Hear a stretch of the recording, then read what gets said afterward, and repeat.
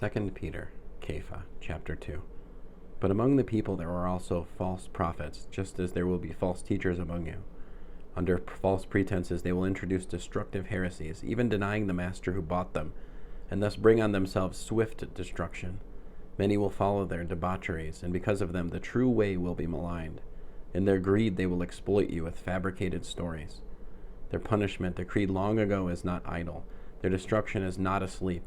For God did not spare the angels who sinned. On the contrary, he put them in gloomy dungeons, lower than Sheol, to be held for judgment. And he did not spare the ancient world. On the contrary, he preserved Noach, a herald of righteousness, with 7 others, and brought the flood upon a world of ungodly people. And he condemned the cities of S'dom and Amora, reducing them to ashes and ruin, as a warning to those in the future who would live ungodly lives.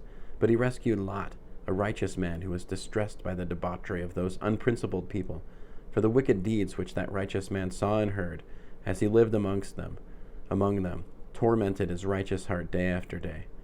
So the Lord knows how to rescue the godly from trials, and how to hold the wicked until the day of judgment while continuing to punish them, especially those who follow their old natures in lust for filth and who despise authority. Presumptuous and self-willed, these false teachers do not tremble at insulting angelic beings, whereas angels, though stronger and more powerful, do not bring before the Lord an insulting charge against them. But these people, acting without thinking, like animals without reason, born to be captured and destroyed, insult things about which they have no knowledge. When they are destroyed, the destruction will be total. They will be paid back harm as wages for the harm they are doing. Their idea of pleasure is carousing in broad daylight. They are spots and defects, reveling in their deceptions as they share meals with you.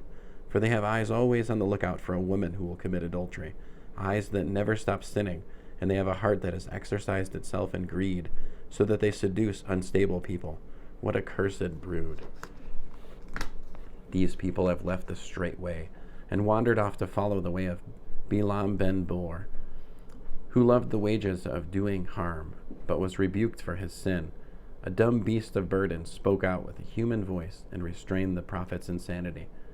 Waterless springs they are, mists driven by a gust of wind. For them has been reserved the blackest darkness. Mouthing grandiosities of nothingness, they play on the desires of the old nature in order to seduce with debaucheries people who have just begun to escape from those whose way of life is wrong. They promise them freedom, but they themselves are slaves of corruption. For a person is slave to whatever has defeated him. Indeed, if they have once escaped the pollutions of the world through knowing our Lord and Deliverer, Yeshua the Messiah, and then have again become entangled and defeated by them, their latter condition has become worse than their former.